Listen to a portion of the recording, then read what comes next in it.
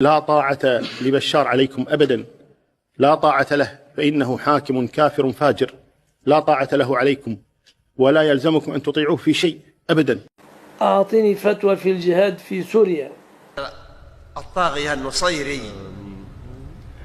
الخبيث بشار الأسد. قلت بشار علوي كافر، وبن باز من أكثر من 20 سنة قال الكفار العلويون. أبين إن بشار الأسد يجب أن يقضى عليه. يا أخي باختصار خالص، بشار الأسد زي ما قلت لك من ظهر أبيه، هم نصيريون كفر، وبذلك يجب على المسلمين جهاده. فأهل سوريا يجب عليهم أن يدفعوا عن أنفسهم، ولا يحل لهم الاستسلام لهذا البغي والعدوان والظلم، ويجب على المسلمين أن يساعدوهم، وهذه هي مقتضى الفتوى.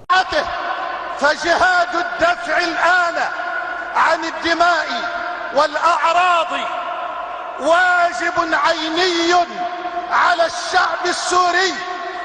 إن إخواننا في الشام لا يخفى علينا حالهم، ولا يغيب عن أنظارنا مناظرهم وصورهم. إننا نبكي مع بكائهم، ونحزن لحزنهم، ونجد لموجدتهم، ولو كنا بينهم لا دافعنا عن أعراضهم لأنها أعراضنا.